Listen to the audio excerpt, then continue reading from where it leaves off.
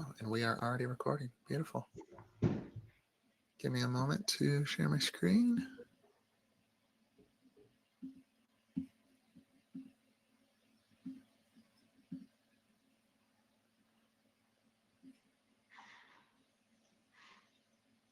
All right. Thank you, everyone.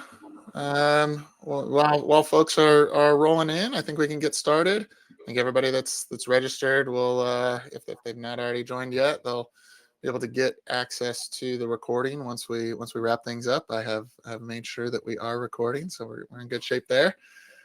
Super excited for today's webinar. I think hopefully everybody on the call will get a lot of value out of it. We've got some great guests here, and excited to kick things off. By way of a quick agenda, we'll go through some quick introductions of everybody that we have here on the webinar this afternoon. We'll go through a little bit of an overview of some of the commercial models that commercial real estate asset owners are pursuing. Then go through some highlighted projects for both Regency Center as well as Kire builders. And then we'll wrap up with a bit of a best practices discussion and leave some time at the end for some Q&A. So with that, let's go ahead and jump into introductions. Mark, I'll pass it to you to introduce yourself. Good afternoon, everyone. I'm Mark Peternell. I'm Vice President of Sustainability at Regency Centers. I've been with the company for 18 years, always working in sustainability. Regency, for those of you who are not familiar, we are a publicly traded, primarily grocery-anchored, open-air shopping center real estate investment trust. We did our first solar project in 2010 and are still actively doing projects today. So I have 15 years of experience working on commercial rooftop solar projects. Excellent. Thanks, Mark. Stephen? Hi, everyone. My name is Stephen Gaspar. I'm the development manager with Kire Builders. We're located in San Diego County, focusing on in San Diego County, and we're a vertically integrated multifamily operator. We do development, construction, asset management, and property management. So we do everything in-house.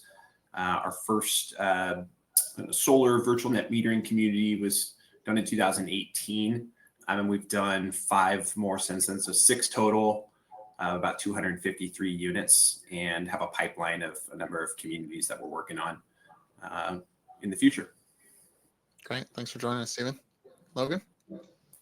Yeah, nice to meet everyone. I'm Logan Carter, co-founder of Ivy Energy. I'm Chief Commercial Officer with a background in engineering and MBA and real estate development prior to Ivy.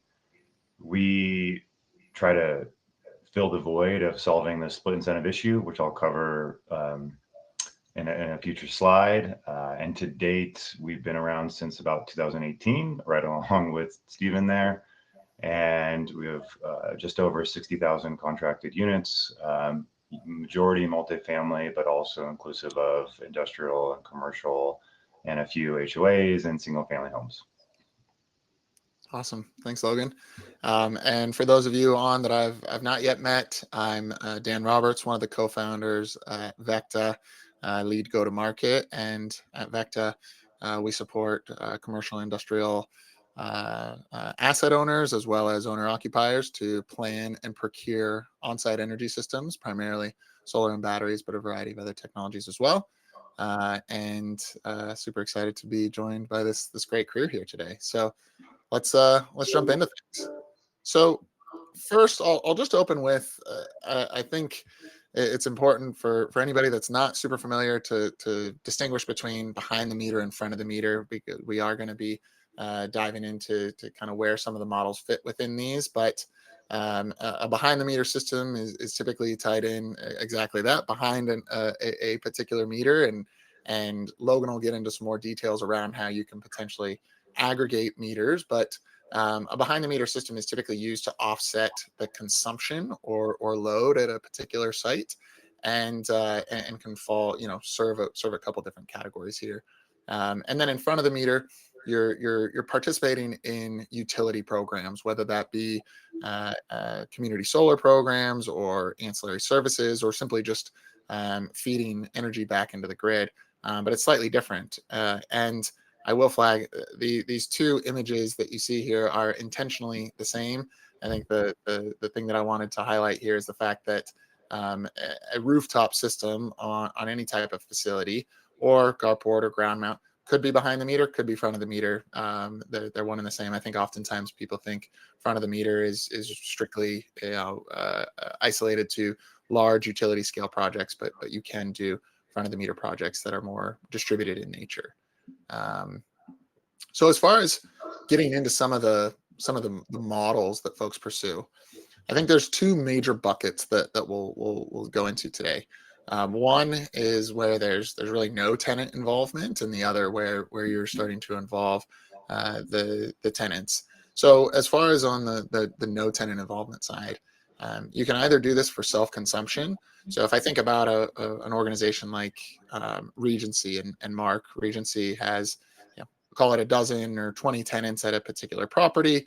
They have also their own lighting needs and some other common area loads. So you could build a solar array to tie into the common area load meter, offset some of those costs, reduce some of the carbon footprint associated with it, and have some of the benefits. But it's oftentimes a small, very small single-digit fraction of the overall consumption of the property.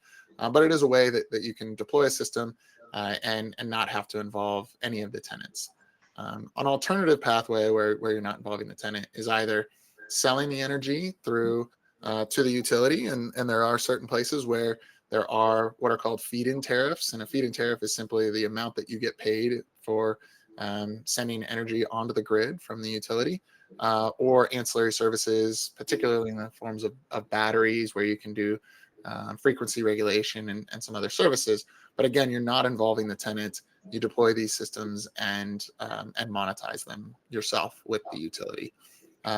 The alternative as well, in not involving the tenants, that oftentimes, particularly grocery anchored, Mark's peers in the industry are pursuing is what are called solar roof leases. So they are leasing rooftop space. There are other instances that you see where someone might have some adjacent land, but they're leasing the land for a developer to build and bid into community solar programs. And so these can be a really simple and probably very comfortable pathway for a lot of folks that have been used to leasing space inside of a box or inside of the building for decades, and now they can just really lease the rooftop. Mark, I know you've got some experience in both of them, and maybe you can touch on some of the considerations when you go deploy your own capital or leasing some space. Yeah, sure, happy to. When we first started our solar program 18 years ago, we evaluated both options and made the determination that we primarily want to deploy our own capital and own and operate these renewable energy assets for a couple of reasons.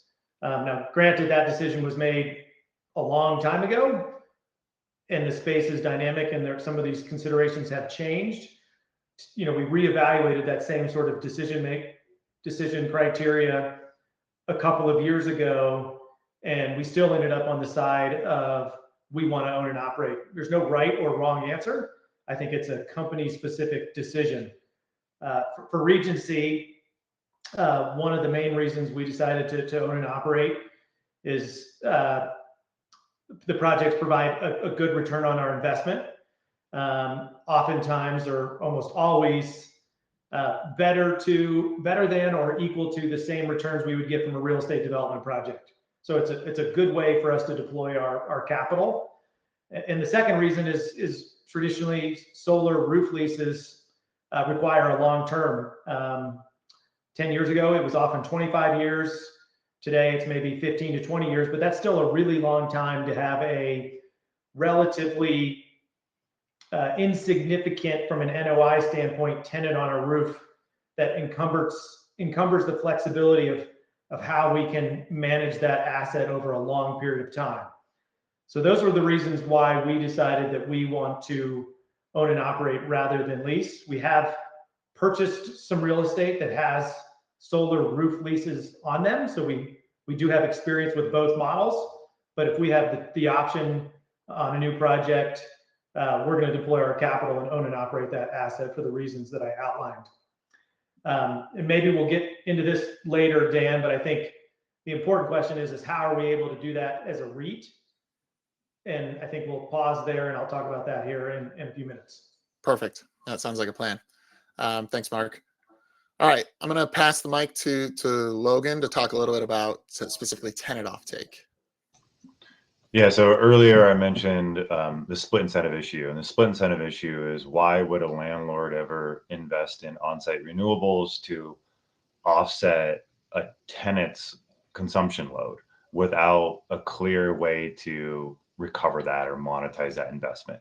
Now, historically, especially in C&I, there's gross leases, but even there, how do you really set that mark? And the missing gap is once solar is sent to offset load, the utility only typically produces a net bill, which is a post-solar bill. And so someone has to go in there and create a pre-solar gross bill. And so where we really found our niche was, again, solving that split incentive issue across multiple different layups or just layouts throughout the country. But one of the most favorable one is highlighted is VNEM. And so this is a unique one where it's called virtual net energy metering, where you're able to deploy renewables on site and actually interconnect in front of the meter, which is what Dan was referencing earlier. But you're able to then send those credits to any benefiting meter on your parcel or adjoining parcel under the same ownership. So it's kind of like an on-site community solar / mini microgrid, because they value the on-site production. If consumed at that exact timestamp, you value it as if it's behind the meter. So it's kind of a blend of best of both worlds. So that's really where we focused our industry. It's not the only industry we work on, because we have quite a few clients across the country where we even do individual behind the meter systems, even at a multifamily level, where we have 200 units of multifamily and we have 200 solar systems. It's a lot more CapEx deployment to that level, but the benefits really, they come to fruition in the long run of these, because ultimately you're producing power on site cheaper than what the utility can provide. And so that's that kind of transactional aspect. And Stephen will have some really good case studies here a little bit later. Now, one thing that's always the question mark is tenant engagement. What? How do we do that? How do we get our tenants to buy in here? And so one way that we approach the system, and actually we were helped by the state of California through a Cal Seed fund to make our platform very tenant friendly and really educational of what you consume from the grid, what you're consuming from solar, when there's live solar, when there's solar credits, how it's being allocated back to your bill. A very transparent platform to all tenants across. And we've actually had really good feedback over the last 7 years of this platform and actual tenant influence. So influencing to them to consume on-site solar. And what we do is we give the tenant a pass-through savings discount. So we never bill them what the utility would bill. We always lower it by a fraction, and really that's to the asset owner or the financer's discretion of what percent they're going to pass through to a tenant. But that's how we get the tenant engagement. I've also seen really good use cases in the C&I industry of engaging with tenants and actually locking in longer leases with them, because you're able to share a bit of the upside and levelize their operating expense. So it makes them more comfortable to stay there at that suite. And so vacancy has increased in that level. Vacancy has decreased in that level, which is really the goal of managing an asset. The other thing that this item number 2 on the right here, when you invest in renewable energy, and I know both Stephen and Mark have used their own capital, what other capital investments are out there where you can invest something now and actually with utility rate increases going up, your money just makes money, just prints money on top of it, because ultimately what we're doing is we're billing the end tenant what the utility would have billed them minus a slight discount. But what you've done when you invest in renewable energy, you invest today and your hold period is over that 15, 20 or 25-year warranted life. You create a levelized cost to produce power, and that's your levelized cost. So you're producing power at 7 or 8 cents, and in California, we're billing that up to 33 cents right now. Well, in a few years, that's going to be 40 cents and then 45 cents. And so it's just a delta that you make this investment today and you have a long warranted lifespan. And again, I believe Stephen has a real life case study here in a few slides. Yeah, I think that's a great point. I also appreciate, Logan. I didn't realize that you had worked on projects of like, several hundred individually connected systems. So those are truly behind the meter systems. And I think I've heard many folks, even not on the multifamily, but in the retail space, where there's maybe, like I said, a dozen or 20 meters, that are like, yeah, that's a no. That seems way too complicated. We'd never do that. But it can absolutely be done, especially in places where there is no virtual net metering. Yeah, there's a route of when in places where there's no virtual net energy metering, we either do individual behind the meters, or we have a few clients that understand master metered rules, and you can actually retrofit in some states and convert over to a master meter with sub-metered. Now, the utility rate on the master meter might go down slightly, but the long-term return on that is way better. So it's again, it's down to like the financial pro forma on that level. Mm-hmm. No, I think that's great. And as we get into some of these examples, I think that's the important bit. One of the big things that I wanted, why I got in touch with Logan and Mark and Stephen to pull this together as well, is I think too often folks think of the easy route, which is again that rooftop leasing, if you will, which is great. It's a very approachable, but it's probably the least lucrative or least valuable long term, as what exactly Logan described there of rising rates and being able to track with those rising rates. So I'll jump to this next slide, which just starts to show a bit of a heat map where these projects really make sense.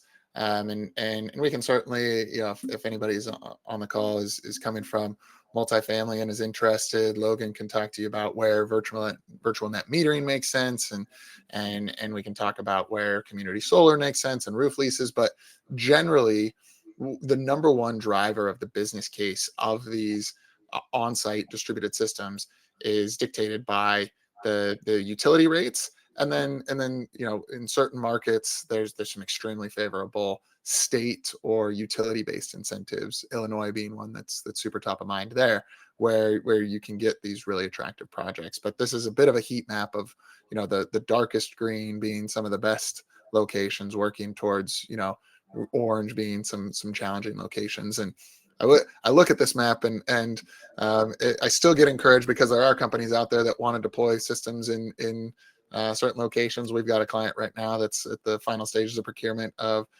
projects in both Ohio and Oregon, which, according to this heat map, are some of the worst places. But there's a variety of other motivations that are. Yeah, I'm in Oregon, and our rates are just skyrocketing right now. So yeah, their trajectory, like their trajectory of going up over the next few years is high. So yeah, no, it's a good call. And that's, I think, an important bit is looking into the future and understanding how these rates are changing over time. So all right, so with that, I'm gonna wait, Dan, one thing to add, just sorry to chime in here. One thing, so this map is a really good representation of the carrot, and the carrot is, you could say, what's the value of solar or solar avoided rate at the utility of, offsetting that utility bill. The other thing to analyze are the sticks, and the sticks are going to be, if you're a REIT, scope 3 emissions mandates, there's going to be certain local incentives like Local Law 97 in New York or Energize Denver in Colorado. And then there's going to be Title 24 in California from new build. And then there's now rolling out BPS measures. So those are all the stick. So you got to analyze the carrot and the stick. And ultimately, when we put together a pro forma, we try to package those together. And they really improve the returns and the metrics there. And just to clarify that, Logan, when you say the sticks, these are either already starting to get issued fines for not meeting these standards or soon to be issued fines. And so, the avoidance of fines plays into the economics of these projects. Correct. Yeah. Yeah. Excellent. Excellent. Well, let's jump into some examples here. So first, I'll and Mark, I think I've got this number wrong. I should have clarified with you ahead of time and updated it. But you got more than 14 years under your belt, not just there at Regency, but doing these projects. So maybe you can share with our listeners some examples of some projects that you've done over the years and the difference in commercial models and how you navigated those within your organization. Yep, thanks. Yeah, so like I said, we did our first project in 2010, so about 15 years of experience deploying solar. And it's taken time, even though our first project was successful, to sort of continue to build trust and support internally from our company leadership. But today we have solar on the end of the year 2024, we reported 30 assets. We're building 9 new projects. Today, a couple of those are just recently energized or completed. And then we have a pipeline of about another dozen projects. So by the end of 2027, we'll have solar on approximately 50 of our 480 projects. And if you think about the last slide in the map, which dictates that we can't do solar everywhere, I think that's a very successful track record.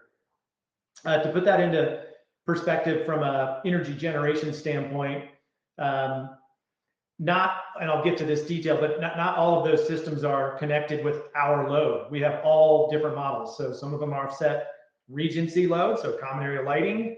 Some of them are power purchase agreements with our tenants. So also a model that Dan talked about.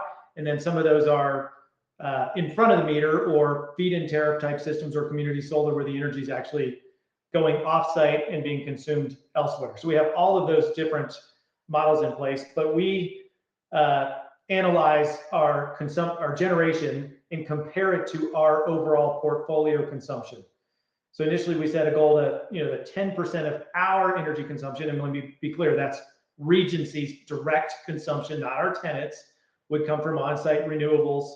We surpassed that goal a couple of years ago. We set a new goal to get to 25%, and we're expected to actually get to closer to 30% just based on the projects that we're actively working on today. So you take a portfolio of 480 open air shopping centers, you sum up all of the electricity consumption that we control, essentially our scope 2 electricity consumption, and 30% of that, or about 30% of that, will come from renewables, on-site renewables, not RECs, by the end of 2027. So that just kind of puts that the scale in perspective. Like I said, we've done 30 projects, and we've done sort of every different model under the sun. We've got some roof leases that we inherited when we acquired properties, but primarily we prefer to own and operate.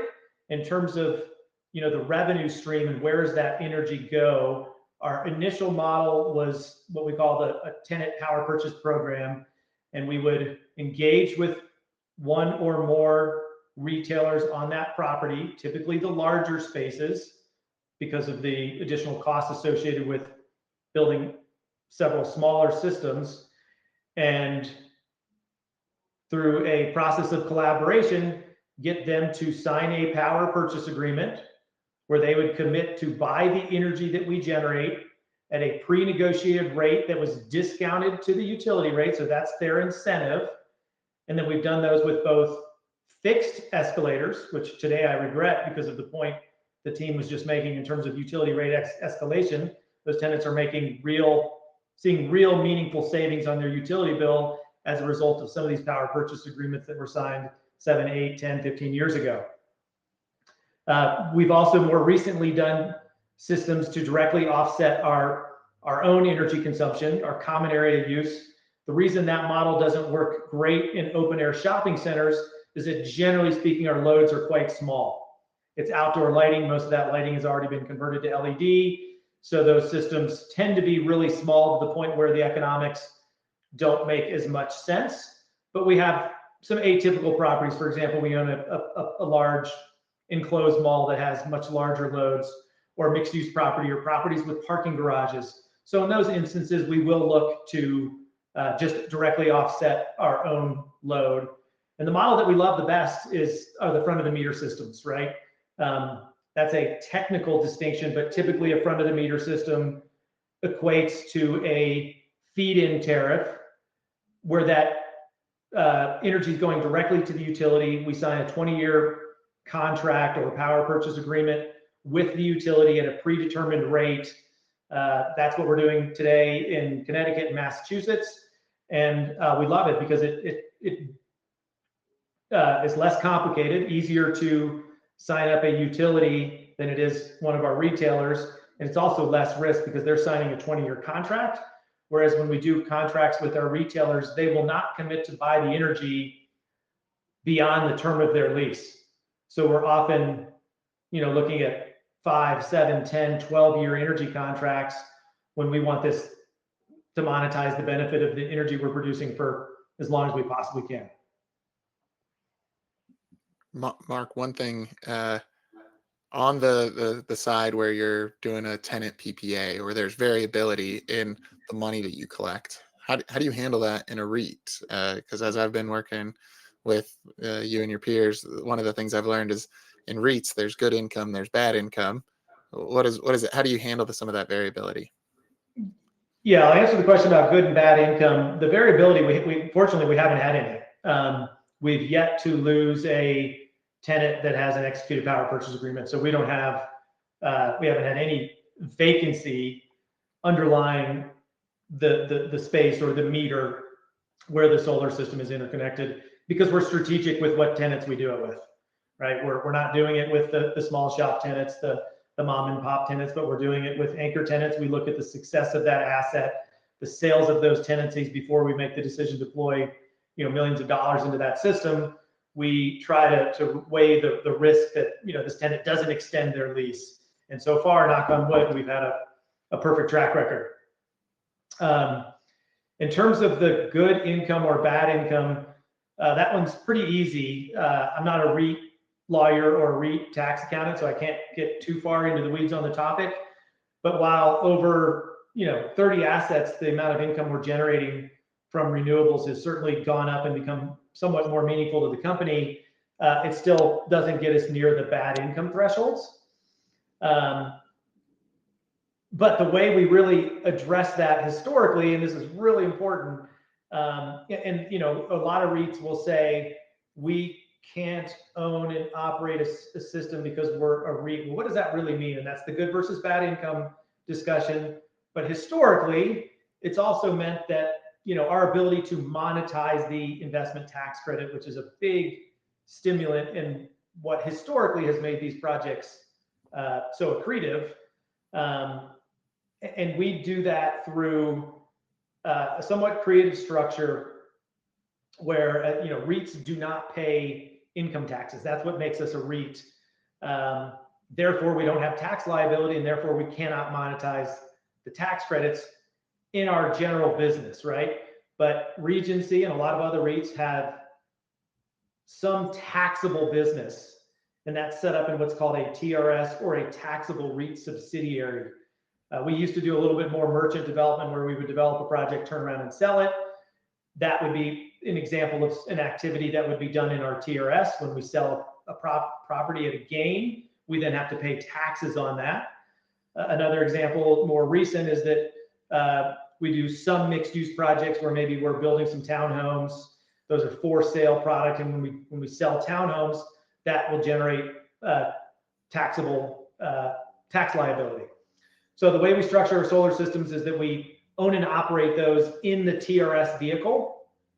Therefore, we can capture those, utilize the solar tax credits to offset any tax liability that we have in that vehicle.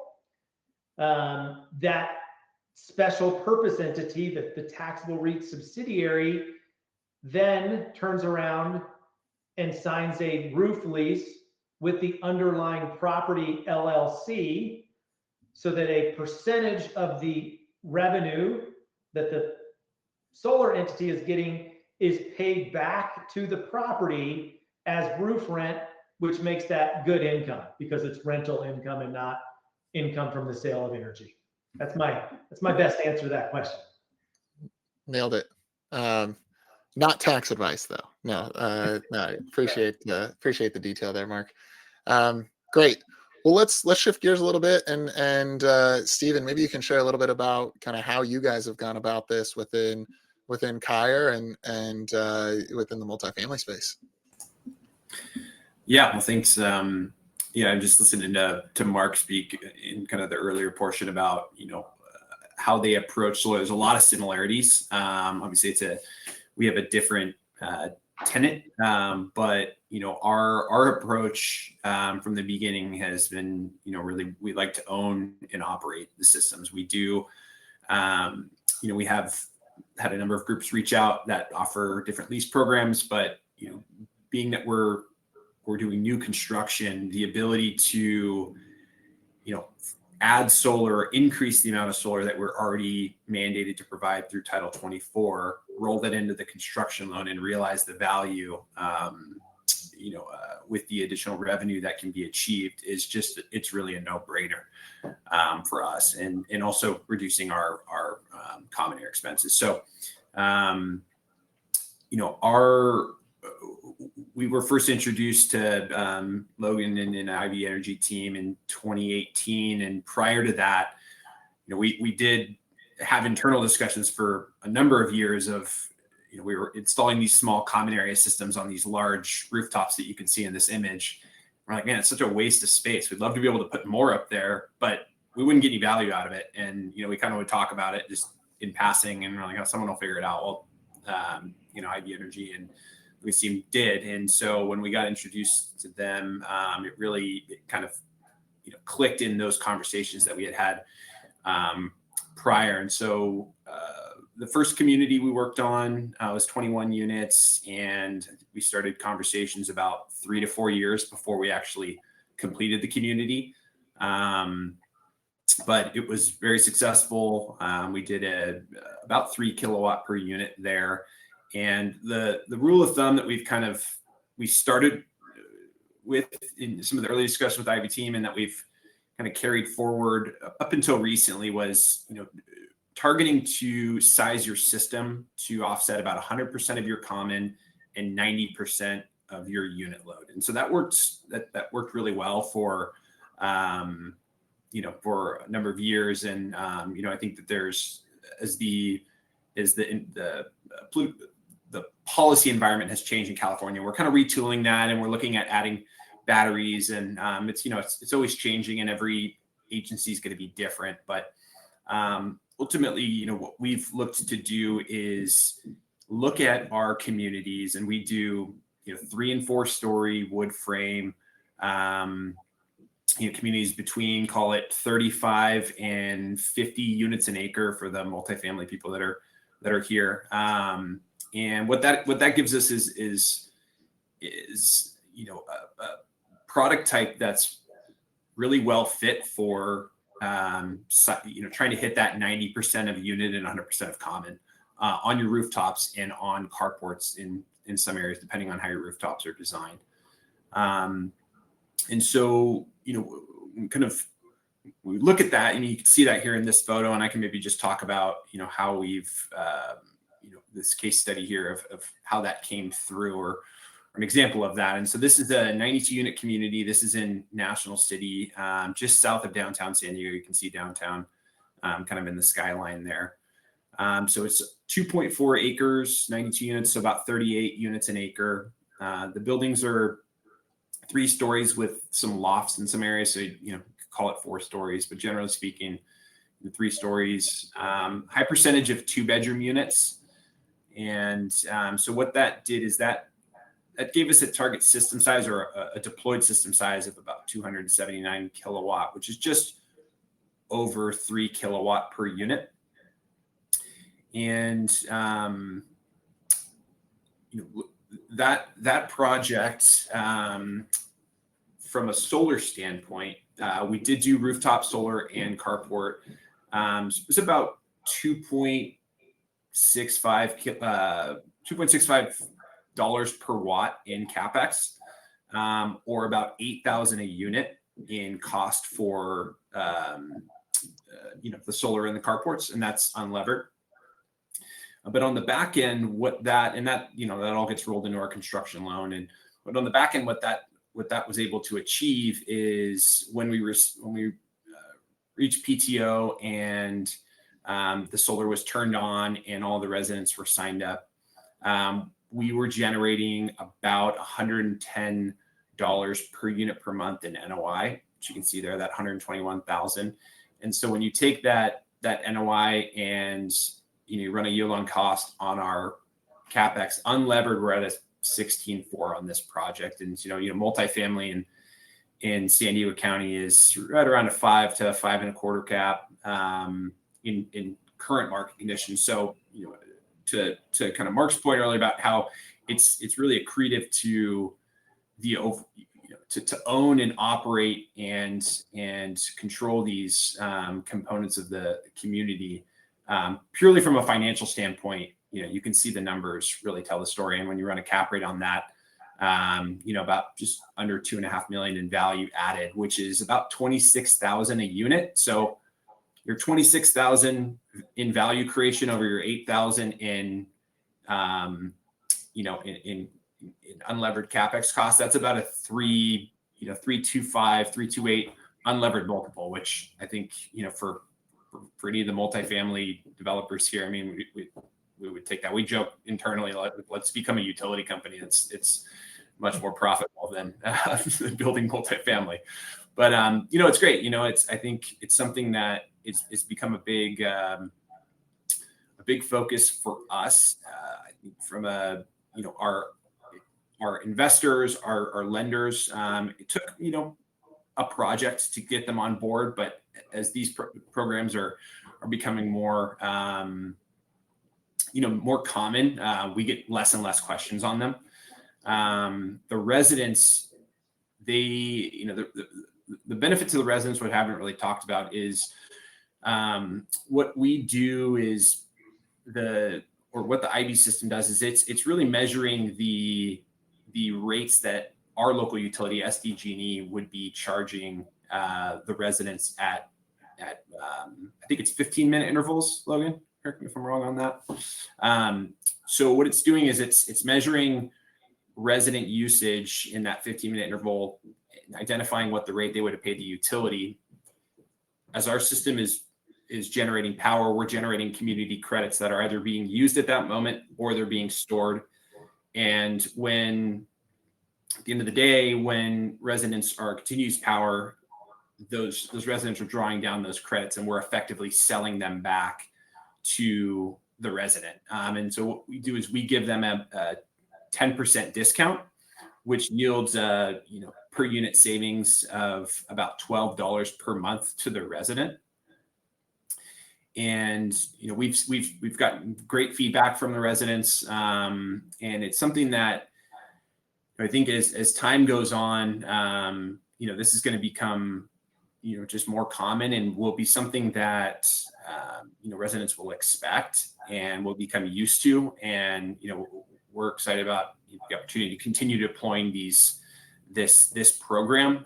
We get a lot of calls from groups who are kind of trying to tiptoe into it. And, I think some of the common questions they get are around tenant perception, investors and lenders. And really, it's the IB team and Dan and the Veckta team. I think having the right partners that you can bring into those conversations is really critical. And you really can, we've had no challenges working through those. It's just really an education effort, and it's education all around. It's, with developer, with the consultant team, and investors, lenders, and ultimately with the residents. So I think the big takeaway is have the right partners, because it is a little bit of an education, but once you deploy one community, it's a very predictable path. It's and something that you'll probably do again.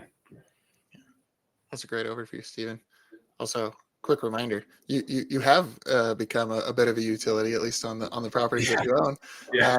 So you are playing in it, and I think it just highlights how, back to that heat map that we showed of the country, where there are high rates. You're here in San Diego and Southern California. We do have it. There's a lot of grow like margin or juice there when you see these like 7.4 cents a kilowatt hour versus 33 cents, where you guys are able to recoup a ton of that yourselves, pass some on to the tenants.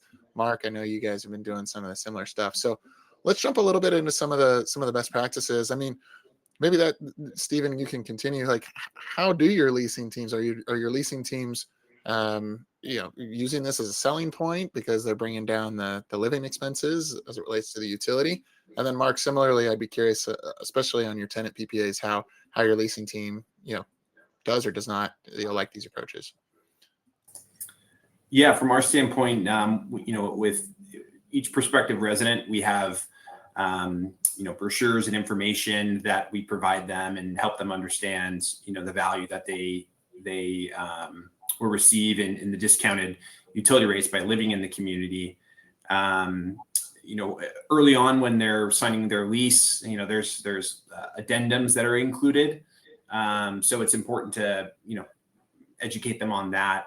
One thing I didn't mention is we, in California, we're mandated to provide EV chargers in our communities. And so one thing that we've done is we've pre-plumbed in our current and future communities, we've pre-plumbed all of our parking spaces for, we've provided the conduit for EV charger deployment. And what we're doing is we're installing, typically our code minimum, and letting the market tell us when more are required. But we have those EV chargers that are kind of plugged in with the virtual net metering software that Ivy runs. And so an EV resident has the ability to charge at the charger, and we are effectively selling them that energy as well.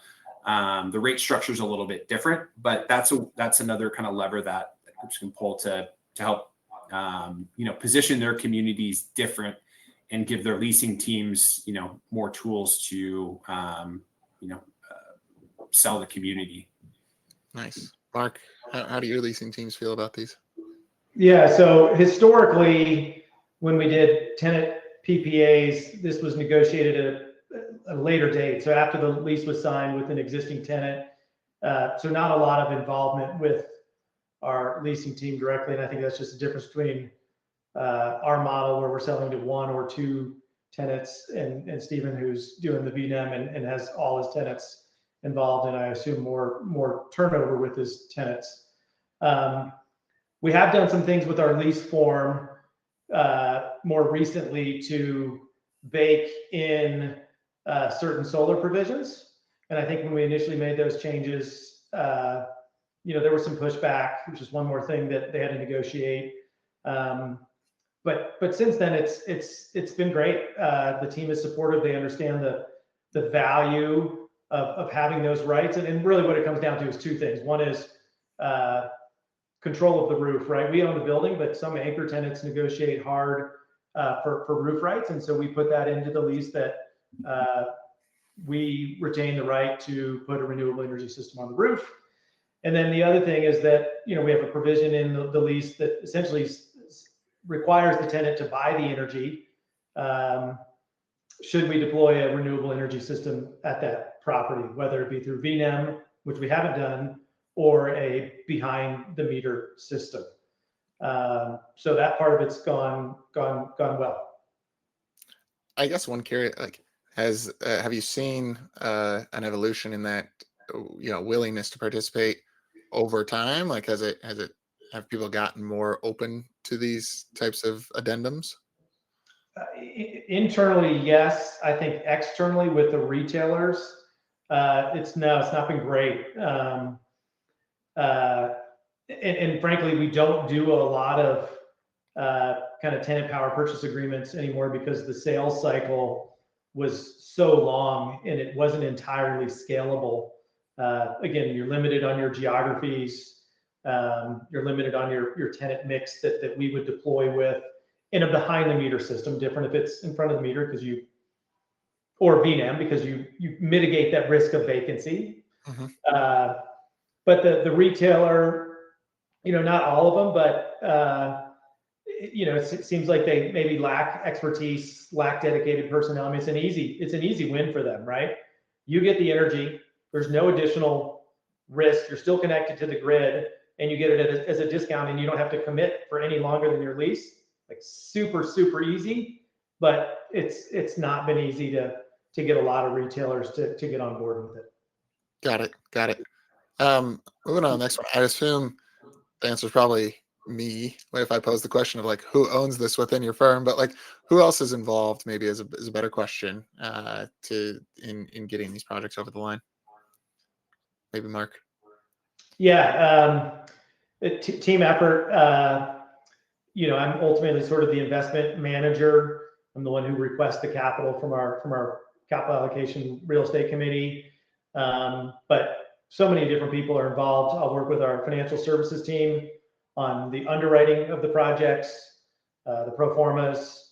Once we're under contract, I work closely with the asset management team. So our property managers, our project management teams to oversee the construction, because I'm one person in one office. So I will partner with our local offices where these renewable energy assets are being developed. Of course, legal, and then eventually accounting. Nice. Any consistent areas that you run into any friction? No, I mean, no, it's we have a lot of support internally, and I think it took a long time to get there. But after, and it wasn't one project for us, it was several, to continue sort of build a successful track record, to build trust, to build an understanding. And a lot of these things, I don't want to say they're complicated, but there are some nuances in that each state is different, and to pretend like our leadership team understands the nuances of solar like they do real estate would be a farce. But again, it's just building trust and building a successful track record. Nice. Steven, how about yourself? Yeah, so for our company, there's a handful of people that touch it through the process. So I'm on the front end, and really working with the architect team, the different design consultants, and the cities, as well as our local utility SDG&E. When we're under construction, obviously our site team and our solar contractor and electrical contractor are big, big stakeholders there, kind of guiding us through the process. And really, the solar contractor is really critical on once you're ready to request PTO, permission to operate, from the utility company. In our area, SDG&E, there's a little bit of a process, and it takes a little time. And so understanding that process and knowing how to navigate it is really critical. But I'm sure it's different for every single agency. So I think just having the right partners, again, like I said, is really for wherever you're working, really important. And then once we've completed construction, I hand it off to our asset manager. And then he works closely with property management to, deploy and manage as the community is, stabilizing and in perpetuity. Yeah, nice. And when you were describing some of the projects earlier, it sounded like as you've gotten more reps, you've gotten your lenders more comfortable and folding this into the overall build loans. Yeah. I think the first community, the lender was, just wanted to dig in further on it. And so we early on reached out, worked with the Ivy team, and they provided some, historical data and a pro forma, and that pretty quickly answered their questions. And now that we have more case studies, we don't need to rely on that as much, but it's still, we still include it in every, request for capital package and that type of thing. Nice. And Steven, you touched a little bit on supplier selection. I don't know if, because all your projects are in San Diego County, they're in the same region. Are you pretty consistent with who's partnering to build the projects with, or how do you go about selecting the I guess EPC to build these? Yeah, we've worked with, I think, 3 or 4 different contractors across 6 projects. So some consistent, but I think for us, historically, solar is a deferred submittal in multifamily. So it's like just an afterthought. Like the city, when you try and submit your solar plans along with your building plans, are like, well, we don't need these yet. I'm like, no, let's do this now, because we need to get your eyes on this, and we need the coordination. And so that actually took a little bit of just a little bit of time to get the city to understand why we needed them to engage on this earlier. And so, for us, it's really been finding the right solar partners that have strong design and engineering capabilities on the front end, in addition to the ability to, meet our quality and cost and schedule expectations during construction, and then ultimately, finalizing the project by receiving PTO. So I think the solar contractors, who are working on projects with this product type. I mean, Logan can probably speak to all the different groups that they've worked with and how they've probably seen them kind of adapt over time. I mean, just personally, I've seen a couple of groups really jump into it and really get excited about it. And so those are the groups that we're working with and are continuing to seek out. Yeah, nice. And Mark, I'd imagine it might differ based on location and model, but how are you going about selecting your partners? Well, why don't I focus on what we've done most recently, which we partnered with Veckta. It's first time working with Veckta to run a competitive RFP, and this resulted in us finding a new EPC partner who we weren't previously familiar with. I think we got good pricing, and so far a high quality partner to work with. So certainly a plug for Dan and his team. Prior to that, we've, a lot of real estate is relationships. So a referral from somebody, we've run a few of our own internal competitive RFPs, and then we found some good partners, and we tend to, kind of work with them for a while. And then, as things change and companies, develop, then maybe we would look to the market to find, new contractors. So we've worked with a number of different companies, but generally, those contractors have benefited from repeat business. Yeah, excellent. And I guess last would be just any points of look out for contracting or big red flags that you've seen in the contracting process, and maybe kind of building on that. One of the things that often comes up, whether it's particularly in CapEx projects, I always get the question of like, I don't have the capabilities to maintain this system. And we see that being, the operations and maintenance being a component of the contract. Mark, any points of interest there? I mean, if you haven't done solar before, that's where I really think partnering with somebody like Veckta could be useful, because the things in a solar contract are very different and there's a lot of similarities in what you would have. We started with our normal construction contract. That's what we use to then modify that agreement to make it specific to solar, but the specifications are different, the scope of work is different, the production guarantees are important. So work with a trusted advisor, whether it's a legal team member, somebody like Veckta that has experience, because this was not our expertise when we started. In terms of the O&M piece, I mean, people like to say that, set it and forget it. And a lot of that's pretty true. There's not a lot of moving parts and pieces. But, by and large, our assets have performed well as expected in terms of, total production, downtime are things we look at.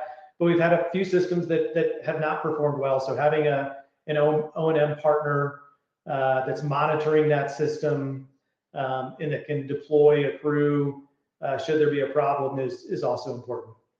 Yeah. Steven, anything from a contracting or ongoing O&M? Yeah, for us, I mean, we're being vertically integrated. We've kind of, as the development manager, I'm naturally closer to our solar contractor than I may be if we were hiring a third-party contractor who was then hiring a solar contractor. And so I think, if you're a developer that's going to be hiring a third-party contractor on a project like this, really, that early engagement and ensuring that you're aligned on the back end of the project in, ultimately getting PTO, because, the system gets installed, the contract, physically looks like it's complete, but getting you to PTO is critical to realize the value. So I would just, kind of be aware of that and making sure you're aligned. With regard to O&M, I mean, really similar to Mark, I probably don't have much to add there. I think on the VNEM side, one of the things that we've looked at doing or are actively doing is reevaluating our allocation percentages. So when we have a 100-unit community, we're looking early and saying, okay, well, what percentage in our utility, you actually identify what percentage you're allocating to that unit, and so it is fixed until you adjust it. So looking at historical data after you have enough of it to decide, okay, well, these 2 bedrooms, overall are using more power than these 2 bedrooms. So let's shift a little bit over to these units, or the 1 bedrooms or the studios, and so it's kind of just monitoring the actual allocation of your system to those units, because there's so many more units and your leases are turning so much quicker. It's a little bit of a you're always kind of chasing data, but I think it's something that we're looking to do and improve on more in the future. Great. Well, Logan, any thoughts on these items, or any thoughts on closing out as far as things that our listeners might find interesting if they want to pursue these projects? Yeah, probably the most interesting thing is that almost no real estate project is the same. It's very difficult to compare one versus another across the country. Even though the map showed state, it's actually on a very specific zip code and utility territory level. Our team has tried to tackle that in a database, but it's very hard to put together a visual. So please feel free to reach out to Dan or myself or any of our team members. We take national clients all the time, and we do a bunch of work for them, from a high level analysis before we really make sense to dive in. Yeah, great point. And I know both of us have done our own respective webinars and educating of the market, but worth noting for this audience, there's the tax credits that both Mark and Stephen mentioned during the call are in the process of sunsetting, and there's still plenty of time on these commercial projects to drive the value of these tax credits as we move into 2026 and beyond. But certainly worth noting as far as safe harboring projects between now and the end and middle of next year, early July of next year, and getting the projects to PTO, to Stephen's point, by the end of 27. It looks like, I wanted to open it up for any other questions. Logan, I know we support companies in Canada, although the rates are rather low comparatively, and so the business cases can be challenging. How about yourself in Canada? I just press send, but yes, we are focusing, and the rates are a little bit better for multifamily. We're even looking at some senior housing and some other things there. So correct. Nice, excellent. Any other questions before we start to wrap? I appreciate you guys going the full hour here. No, beautiful. That was great. Really appreciate it, guys. Thanks for taking the time. Thanks for sharing your knowledge and your experience. And we'll share this out with those that weren't able to join us. Looks like we might have gotten one more. Same thing as before. Beautiful. Thanks, Eric. Thanks all for jumping on, and we'll be in touch. Have a wonderful holiday and strong close of the year. Thank you.